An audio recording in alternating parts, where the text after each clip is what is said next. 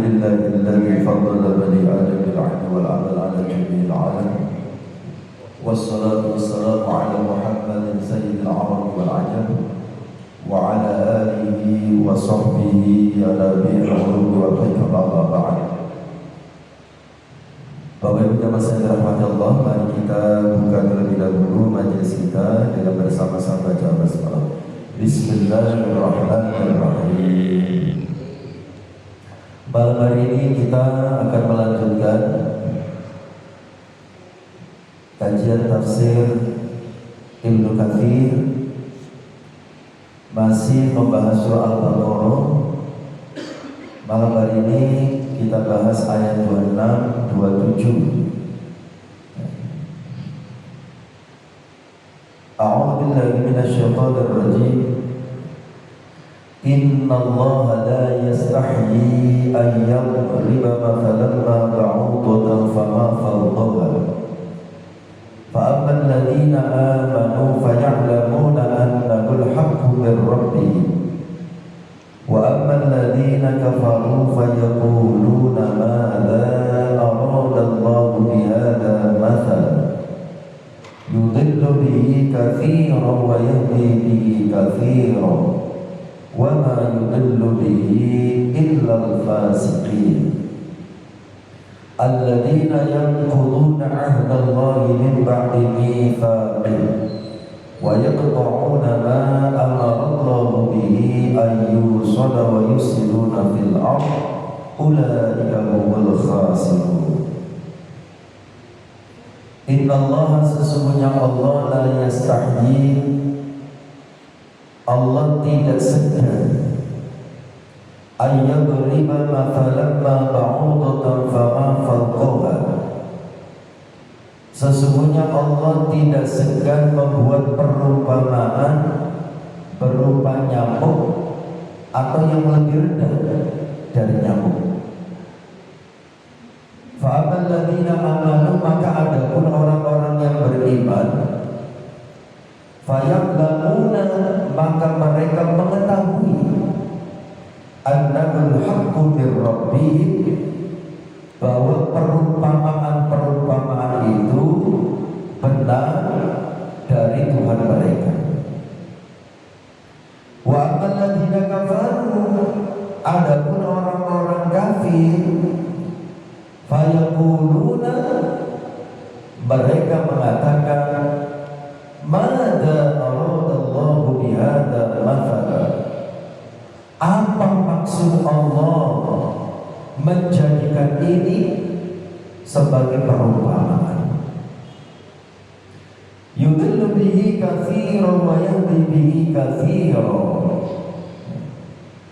Dan dengan perumpamaan ini banyak orang yang disesatkan oleh Allah Subhanahu wa ta'ala, dan dengan perumpamaan ini pula banyak orang yang diberinya petunjuk. Wa ma yudillu bihi illa al-fasiqin, dan tidak ada yang disesatkan oleh Allah kecuali orang-orang fasik. Siapa orang-orang fasik itu? Alladzina yanquduna 'ahdallahi min ba'di mitsaqihi. Orang fasik yang dimaksud adalah orang yang mempunyai ciri pertama adalah orang-orang yang melanggar perjanjian Allah setelah perjanjian itu teguh. Wa yaquluna ma amara Allahu bihi an yusal. Ciri yang kedua, memutuskan apa yang diperintahkan oleh Allah kepada mereka untuk menghubungkannya. Wa yusiluna fil ardh. Ciri yang ketiga, mereka membuat kerusakan di atas muka bumi. Ulaika humul khasirun. Mereka itulah orang-orang yang merugi. Ayat ini berisi tentang perumpamaan-perumpamaan yang Allah buat di dalam Al-Quran. Permisalan yang Allah buat di dalam Al-Quran. Kemudian sikap orang yang beriman dengan berbeda menyikapi ayat-ayat yang berisi tentang perumpamaan-perumpamaan yang Allah buat. Sebelum kita lanjutkan, saya ingin menyampaikan di dalam kitab Nihayatus Zaid fi Irsyadil Mubtadi'in karya Syekh Nawawi Al-Bantani, Syekh Nawawi Banten, beliau menjelaskan bahwa ayat di dalam Al-Quran itu jumlahnya 6.666 ayat. Kata Syekh Nawawi Al-Bantani, Al-Quran itu 30 juz, 114 surat, 6.666 ayat, dan hurufnya ada 1.027.000 huruf. Dan kemudian kata Imam Nawawi, maaf, Syekh Nawawi, karena nama Nawawi ada 3 ya. Ada Imam Nawawi Baghdad, Syekh Nawawi Banten, Nawawi saja Pare. Ya, dari Pare. Nah, saya sedang menyampaikan pendapatnya Syekh Nawawi dari Banten. Kata Syekh Nawawi Al-Bantani, Al-Quran terdiri dari 6.666 ayat. Kemudian 6.666 ayat itu terdiri dari 1.000 ayat tentang perintah.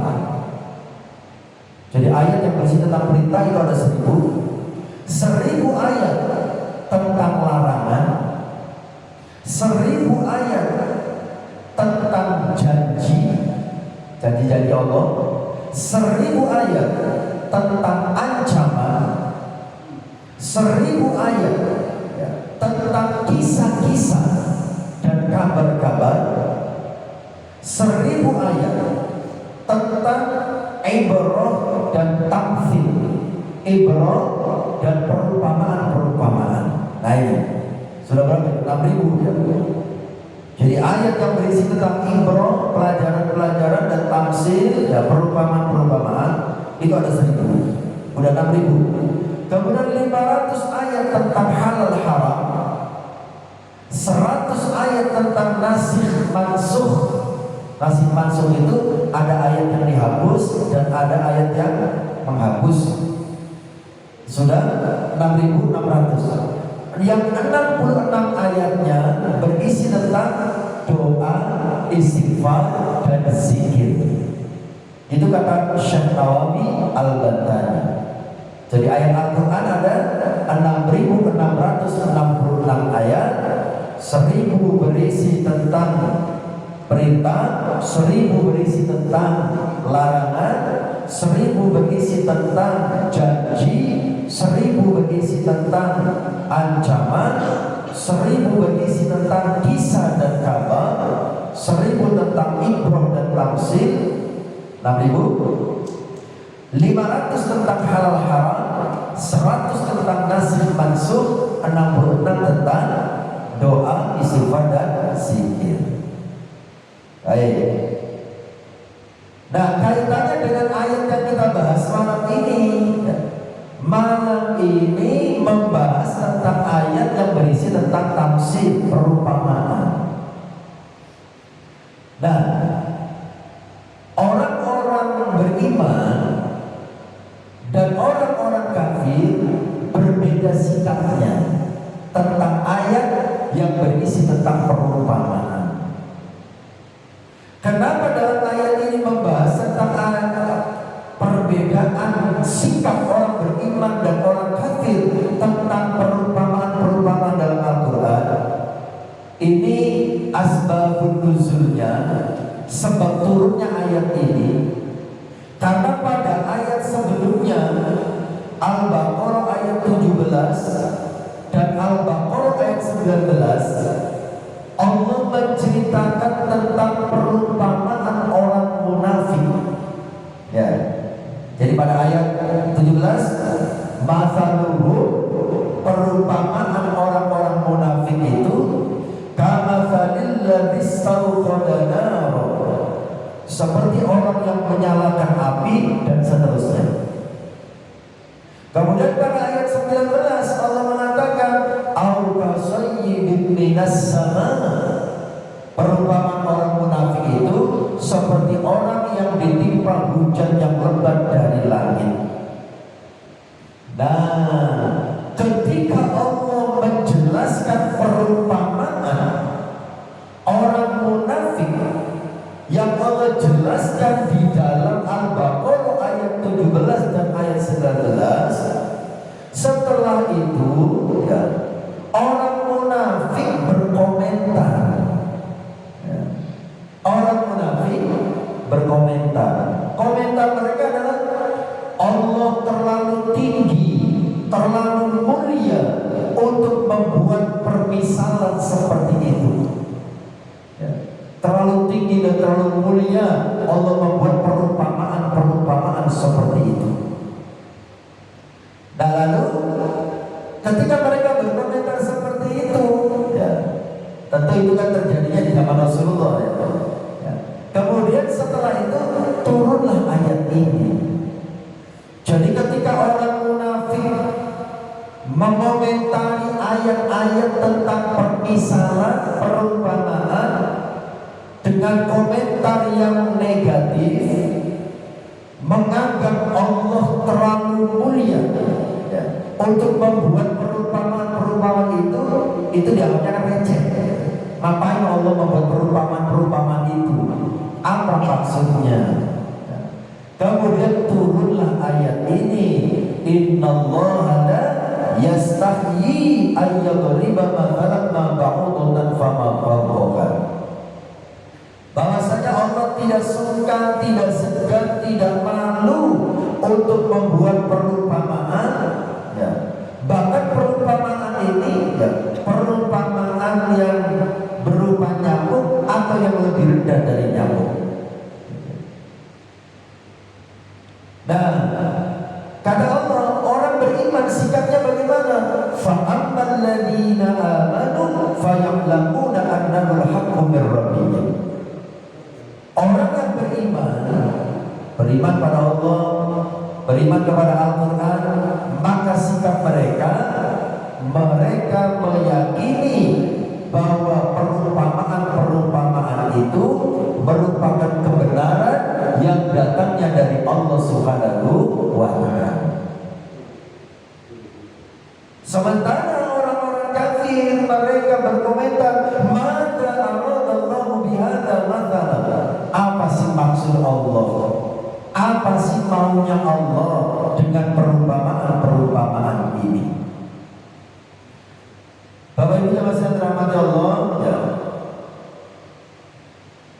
Dalam tafsirnya, dalam tafsir Ibnu Katsir dijelaskan, Abu Ja'far Ar-Razi meriwayatkan dari Ar-Rabi' bin Anas yang mengatakan perumpamaan ini ya, tentang nyamuk ini ya, ini adalah perumpamaan dunia ya, yang Allah sebutkan bahwa nyamuk itu hidup tanpa rasa lapar.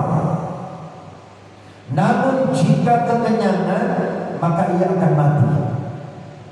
Ya.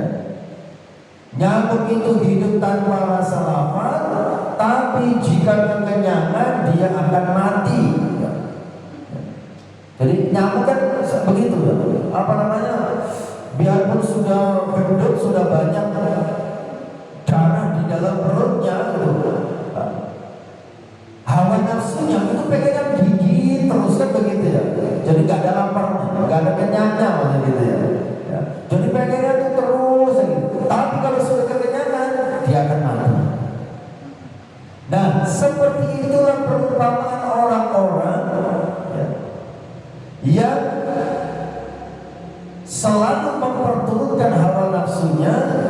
Dia tidak akan pernah merasa kenyang terhadap dunia ya. Punya mobil satu pengennya nambah lagi ya. Punya istri satu gimana tadi? Nambah lagi. Oh gak ada yang berani jawab. cuma satu, pengennya nambah lagi kan, nggak ada kenyangnya kan, gitu ya. Sampai kapan? Sampai mati ya.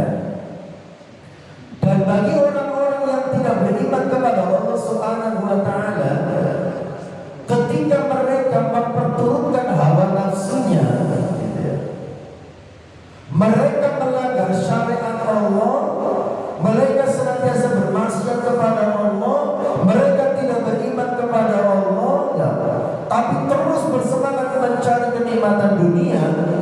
Justru pada saat itu mereka akan dibukakan semua pintu kemudahan. Itu yang namanya istidraj ya.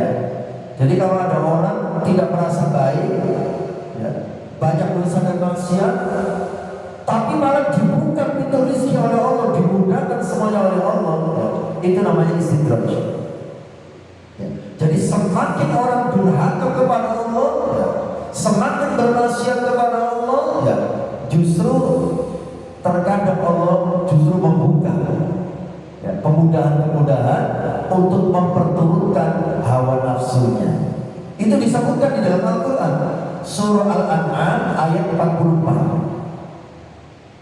Dalam surah Al-An'am ayat 44 Allah berfirman, "Falamma nasu ma dzukiru bihi," maka tatkala mereka melupakan peringatan yang telah diberikan kepada mereka.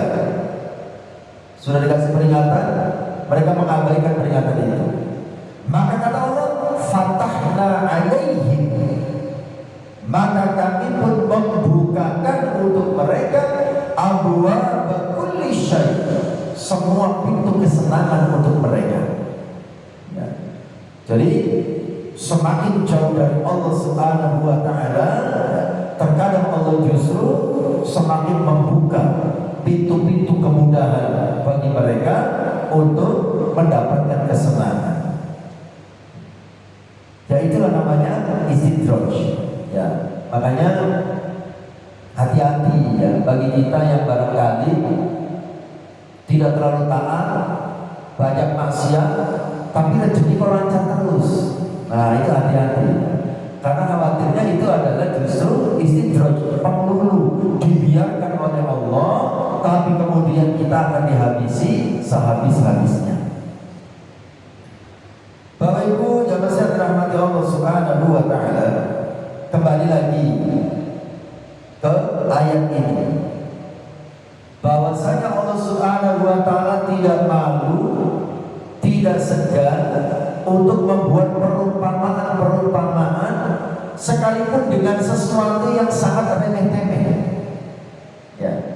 Perumpamaan dengan nyamuk, perumpamaan dengan laba-laba, di dalam Al-Quran begitu ya. Perumpamaan dengan lalat ya. Allah membuat perumpamaan-perumpamaan dengan sesuatu yang kelihatannya remeh-temeh, karena Allah Subhanahu wa Ta'ala itu tidak pernah menyepelekan hal kecil. Artinya amal ibadah sekecil apapun akan ada balasannya dari Allah Subhanahu wa Ta'ala ya. Begitu pula halnya sebaliknya, dosa sekecil apapun itu juga akan ada konsekuensinya dari Allah Subhanahu wa Ta'ala. Contoh lain, Rasulullah SAW ya, menyampaikan sesuatu yang kelihatannya remeh-temeh ya, tapi dalam agama kita tidak pernah disepelekan. Rasulullah SAW dalam sebuah hadis dari Siti Aisyah, beliau bersabda, "Ma min muslimin yushaku syaukatan fama fawqaha illa kutibat lahu biha darajatun wa mukhiyat anhu biha khati'atun." Tidaklah seorang muslim tertusuk duri, karena remeh-temeh gitu ya. Tidaklah seorang muslim tertusuk duri atau apa yang lebih besar darinya, melainkan dicatat baginya derajat dan dihapuskan dosa darinya. Artinya kita mendapatkan musibah gitu ya. Sekalipun musibah itu hanya tertusuk duri, kalau kitanya sabar ya, kalau kita menerima terima musibah itu, maka musibah itu bisa menjadi penghapus dosa. Ya, makanya kita kalau dikasih sakit oleh Allah, ya harus sabar. Artinya sabar itu jangan mengeluh, kita terima itu bagian dari takdir Allah, sambil tetap berikhtiar, ya berobat, berusaha agar disembuhkan. Itu kalau kita dikasih sakit kemudian sabar, maka itu bisa menjadi penebus dosa. Ya.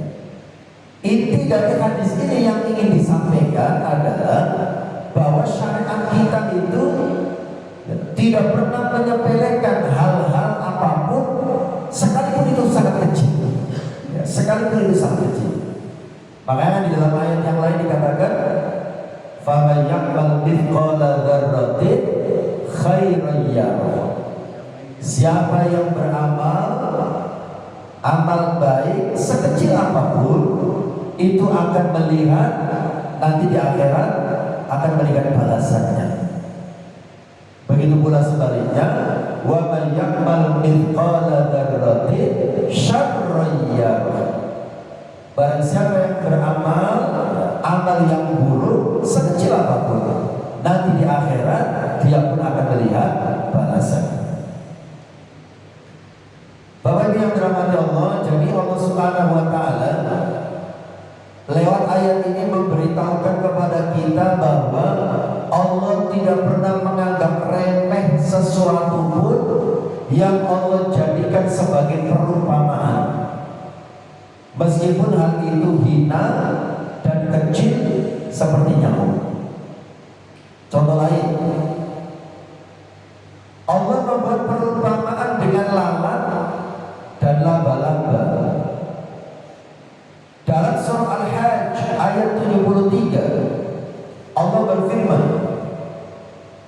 "Ya ayyuhan nasu duriba mathalun fastami'u lahu. Innal ladzina tad'una min dunillahi lan yakhluqu dhubaban wa law ijtama'u lahu. Wa in yaslubhum adh-dhubabu syai'an la yastanqidhuhu minhu. Dha'afa at-talib wal matlub." Hai manusia, telah dibuat perumpamaan. Duriba mathalun, telah dibuat perumpamaan. Fastami'u lahu, maka dengarkanlah olehmu perumpamaan itu. Kemudian kata Allah, "Innal ladzina tad'una min dunillah." Sesungguhnya segala yang kamu seru selain Allah, ya, la yakhluqu dzubaban, ya, sekali-kali mereka tidak dapat menciptakan seekor lalat pun. Ya. Siapapun yang kita seru, siapapun yang kita panggil, siapapun yang kita berdoa kepadanya, ya, siapapun yang kita beribadah kepadanya selain Allah, ya, itu tidak mampu menciptakan sekalipun hanya seekor lalat. Lalat itu kan artinya sesuatu yang kecil, remeh-temeh. Ya. Jadi kalau ada orang menyembah selain Allah, berdoa kepada selain Allah, mohon pertolongan kepada selain Allah, itu artinya semua yang disembah selain Allah itu lemah. Coba saja orang yang disembah dari selain Allah suruh bikin lalat, ya, yang paling remeh-temeh, gak usah bikin bumi, gak usah bikin laut, ya, bikinkan saja lalat, ya, itu tidak akan mampu kata Allah Subhanahu wa taala. Walau istama'u lahu, walaupun mereka bersatu untuk menciptakannya, yang disembah selain Allah, ya, seperti dulu zamannya orang kafir Quraisy menyembah berhala, lantamu zamanan semuanya dikumpulkan jadi satu, suruh bikin lalat satu saja, tidak akan bisa. Bahkan kata Allah, wa iyasnuhumul dhubabu syai'an la yastanqidhuhu minhu. Bahkan kata Allah, jika lalat itu merampas sesuatu dari mereka, ya, mereka tidak dapat merebutnya kembali dari lalat itu. Ya contoh kita lagi makan, ya. Ada lalat mencrot, ya, nemplok di makanan yang kita makan. Kemudian lalat itu terbang. Sanggupkah kita mengambil kembali apa yang diambil oleh lalat itu? Tidak bisa. Menciptakan lalat tidak bisa, ya. Kemudian ketika lalat mengambil makanan yang sedang kita makan, kemudian terbang, kita pun tidak akan bisa mengambilnya kembali. Maka kata Allah, dha'ufat thalibu wal matlub, amatlah lemah yang menyembah dan amat lemah pula yang disembah. Ya. Jadi kalau kita menyembah selain Allah, ya, itu diumpamakan seperti itu. Coba suruh bikin lalat yang disembah itu, bisa apa enggak? Lalat itu remeh, nggak akan bisa. Nggak usah membuat lalat, seumpama lagi makan lalat nempel, gitu ya. Kemudian dia terbang, suruh ambil lagi yang nempel di lalat itu, nggak akan bisa. Makanya kata Allah, dha'ufat thalibu wal matlub, amat lemah yang menyembah dan amat lemah yang disembah. Nah ini contoh Allah membuat perumpamaan dengan lalat. Kemudian berikutnya Allah Subhanahu wa ta'ala juga membuat perumpamaan dengan laba-laba. Kata Allah begini, mathalul ladzina ittakhadhu min dunillahi awliya, perumpamaan orang-orang yang mengambil pelindung-pelindung selain Allah. Perumpamaan orang yang mengambil pelindung-pelindung selain Allah, perumpamaannya seperti apa? Kamatsalil ankabut ittakhadhat baita, seperti laba-laba yang membuat rumah. Wa inna awhanal buyuti la baitul ankabut law kanu ya'lamun, dan sesungguhnya rumah yang paling lemah adalah rumah laba-laba seandainya mereka mengetahui. Ketika kita mencari perlindungan kepada selain Allah, ya, kita itu seperti, ya, laba-laba yang sedang bikin rumah, gitu. Artinya apa? Rumah itu rapuh. Yang dibuat oleh laba-laba itu tidak kuat. Sama sebenarnya kita meminta perlindungan kepada makhluk itu rapuh, mereka tidak kuat. Ya, ya seperti apa namanya? Kalau kita tidak menyerempet dalam dunia politik semua gitu ya. Ketika ada orang yang mengandalkan backing, kan begitu ya. Itu backing tidak selamanya akan kuat. Ketika berkuasa kuat ya. Kalau kekuasaannya sudah tidak ada, maka dia sudah bukan siapa-siapa lagi. Gitu ya. Artinya ada batasnya kekuatan makhluk itu. Sehebat-hebatnya orang, gitu ya, sekuat-kuatnya orang, ada saatnya mereka itu akan lemah. Seperti Israel berlindung di balik Amerika, gitu ya. Itu tidak perlu menurunkan bom, tidak perlu mengirimkan rudal, Allah cukup mengirimkan api dan angin, gitu ya. Hanya dalam waktu beberapa jam habis semuanya, tidak perlu dibom. Ya. Nah itu artinya kalau kita minta perlindungan kepada makhluk, negara superpower gitu dianggapnya, tidak ada yang berani melawan. Allah hanya mengirimkan api dan angin, selesai. Gitu ya. Jadi jangan pernah berlindung, ya, mengandalkan makhluk. Ya. Jangan pernah mengandalkan makhluk sehebat apapun. Berlindunglah hanya kepada Allah, berharaplah hanya kepada Allah Subhanahu wa ta'ala. Termasuk kalau kita lebih rinci secara apa namanya sederhana, ya, seperti kita bekerja, ya. Kita bekerja, kita kan pasti punya atasan atau punya majikan. Itu kalau bisa kita jangan pernah berharap menggantungkan nasib kita kepada atasan kita. Ya. bergantunglah hanya kepada Allah Subhanahu wa taala. Termasuk mohon maaf kalau yang lebih kecil lagi, para istri, para wanita, panjenengan ibu-ibu, terkait dengan rezeki jangan pernah bergantung kepada suami. Ya. Karena suami itu manusia, ya, yang juga memiliki kelemahan, ya. Suatu saat kita tidak pernah tahu dia akan diambil oleh Allah Subhanahu wa taala. Siapapun, ya, mau laki-laki, mau perempuan, mau bawahan, mau atasan, jangan terlalu banyak bergantung dan menggantungkan apapun kepada selain Allah Subhanahu wa taala. Ya, karena semuanya memiliki kelemahan. Tidak ada yang betul-betul kuat, yang kekuatannya itu selamanya, tidak ada. Semuanya memiliki batas. Ya. Baik, seperti ayat ini ya, Al-Ankabut ayat 41, itu ya. Ini menjadi peringatan bagi kita.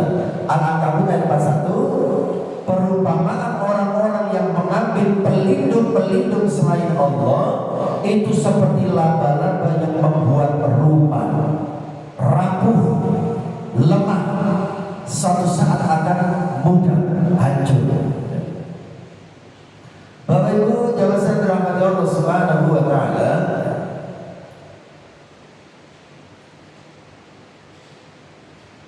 kemudian ayat selanjutnya, setelah Allah menjelaskan bahwa Allah tidak malu membuat perumpamaan-perumpamaan sekecil apapun seperti perumpamaan nyamuk, kemudian Allah juga menjelaskan bahwa sikap orang yang beriman, mereka meyakini semua perumpamaan itu kebenaran dari Allah. Sementara orang kafir, mereka berkomentar, mempertanyakan apa sih maksudnya Allah membuat perumpamaan-perumpamaan seperti itu. Kemudian setelah itu Allah menjelaskan yudillu bihi katsira, bahwa dengan perumpamaan-perumpamaan itu Allah menyesatkan banyak orang. Wa yahdi bihi katsira, dan dengan perumpamaan-perumpamaan itu Allah memberikan petunjuk, ya, kepada orang-orang yang banyak yang mendapatkan petunjuk dan banyak yang disesatkan dengan perumpamaan-perumpamaan itu. Nah, penjelasannya begini. Yudillu bihi katsira, banyak orang yang disesatkan, yaitu maksudnya orang-orang munafik. Ya. Kemudian banyak yang mendapatkan hidayah dan petunjuk, ini yang dimaksud adalah orang-orang yang beriman. Makna kesesatan orang-orang munafik di sini artinya, ya, awalnya orang munafik kan sudah tidak percaya. Nah, karena ketidakpercayaannya itulah akhirnya membuat mereka tersesat. Dan kemudian semakin bertambah kesesatan mereka. Jadi kalau orang dari awal sudah tidak percaya, ya, diberi bukti sebanyak apapun, maka bukti-bukti itu akan membuat dia semakin tidak percaya. Ya. Makanya dari awal kita harus meyakini semua adalah kebenaran dari Allah Subhanahu wa ta'ala. Kemudian wa ma yudillu bihi illal fasiqin, dan orang-orang yang disesatkan oleh Allah, ya, hanyalah orang-orang yang fasik. Jadi orang yang akan semakin disesatkan oleh Allah itu hanyalah orang-orang fasik. Siapa orang fasik itu? Dijelaskan di sini ada 3 cirinya. Orang-orang fasik yang disesatkan oleh Allah, pertama, alladzina yanquduna 'ahdallahi min ba'di mitsaqi. Cirinya adalah orang-orang yang melanggar perjanjian Allah setelah perjanjian itu teguh. Jadi orang-orang yang sudah ada perjanjian dengan Allah kemudian melanggar perjanjian itu. Makanya di sini sebutkan ya,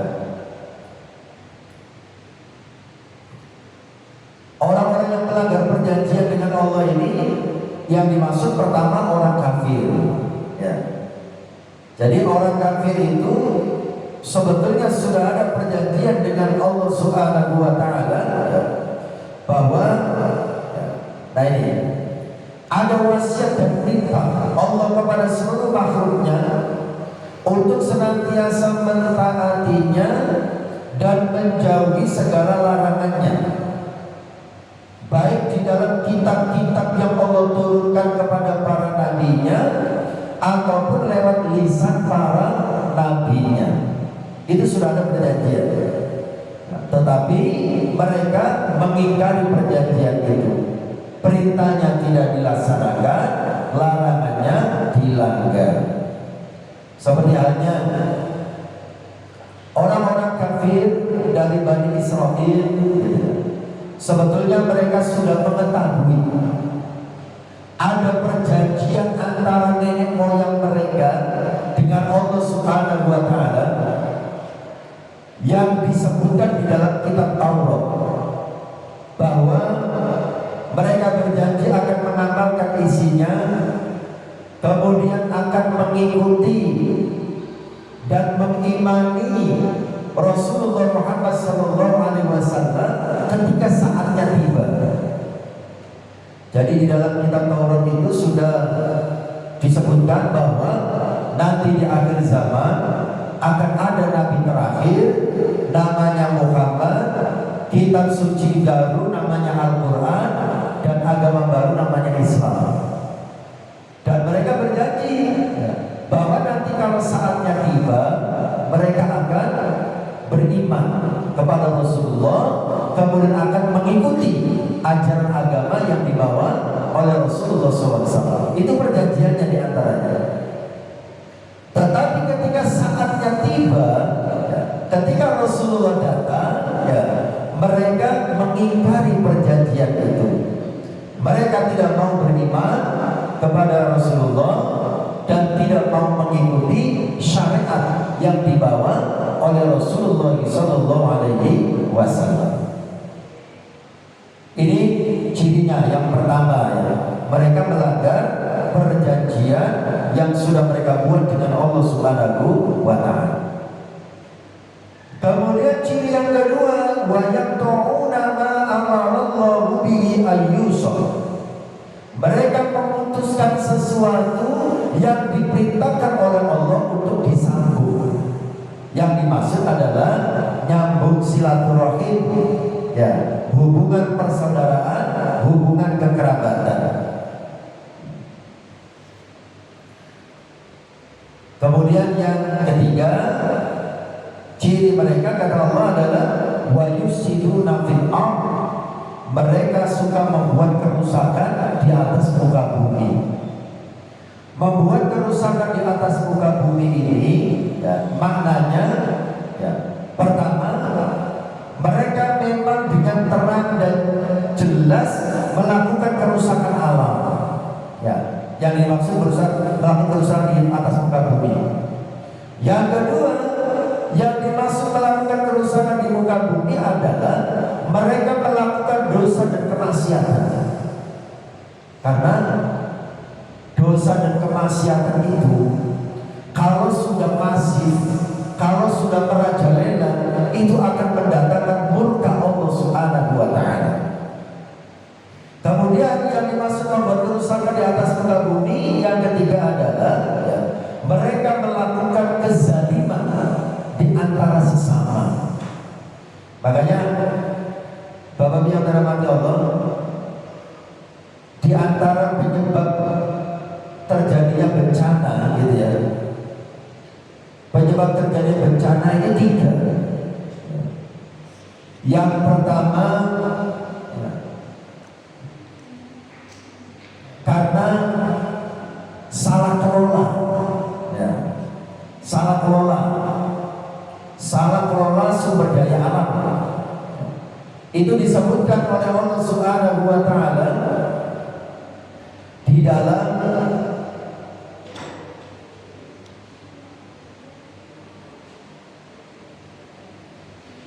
surah apa itu?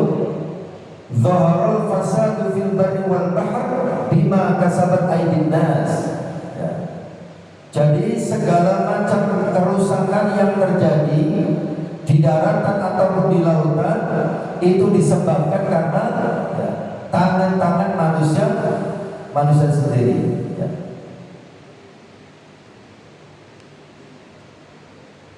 Itu yang pertama. Kemudian yang kedua, terjadinya musibah itu disebabkan karena dosa dan kemaksiatan.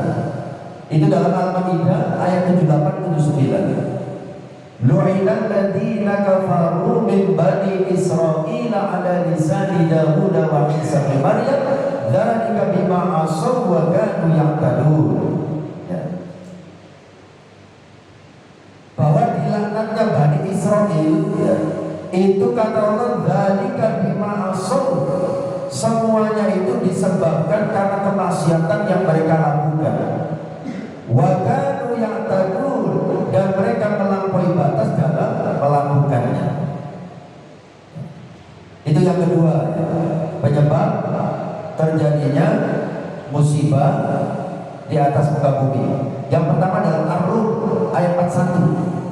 Zaharul fasadu fil barri wal bahr bima kasabat aydin nas. Telah tampak kerusakan di darat dan di laut disebabkan perbuatan tangan manusia. Ya. Jadi tidak selalu karena dosa. Musibah itu terjadi tidak selalu karena dosa maksiat, tapi bisa jadi karena salah kelola. Seperti melakukan pembangunan tanpa memperhatikan AMDAL, analisa mengenai dampak lingkungan, tanpa disertai dengan AMDAL, langsung melakukan pembangunan, akhirnya bisa mengakibatkan kerusakan di atas muka bumi, seperti terjadi banjir dan seterusnya. Yang kedua karena maksiat. Yang ketiga, penyebab terjadinya musibah itu karena kezaliman yang dilakukan. Rasulullah bersabda dalam hadis riwayat Imam Tabrani, "Ithnani yu'ajjiluhumullahu fid dunya al-baghy wa 'uqul walidain." Ada dua dosa yang siksanya akan Allah segerakan ketika di dunia, yaitu perbuatan zalim dan durhaka kepada orang tua. Baik, kembali ke masalah utamanya. Jadi orang-orang yang akan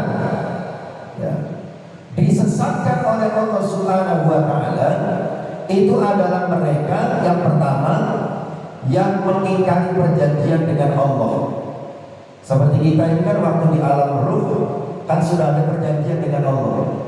Allah bertanya kepada kita, alastu bi rabbikum, bukankah aku adalah Tuhan kalian? Qalu bala syahidna. Kemudian yang kedua, ketika kita sudah memutus silaturahmi, hati-hati, itu akan menyebabkan Allah murka. Kita akan semakin disesatkan lebih jauh oleh Allah Subhanahu wa Ta'ala. Ulaika humul khasirun, orang yang mempunyai tiga ciri tadi kata Allah, ulaika humul khasirun, mereka itulah orang-orang yang merugi. Rugi di dunia dan rugi di akhirat, celaka di dunia dan celaka di akhirat. Makanya mari kita hindari, jangan sampai kita memiliki tiga ciri tadi: mengingkari perjanjian dengan Allah, kemudian suka memutus tali silaturahmi, dan suka membuat kerusakan di atas muka bumi. Kita hindari tiga-tiganya supaya kita menjadi orang yang beruntung. Amin ya rabbal alamin. Demikian yang bisa disampaikan. Belum ya, saya maaf. Ihdinas siratal mustaqim. Assalamualaikum warahmatullahi wabarakatuh.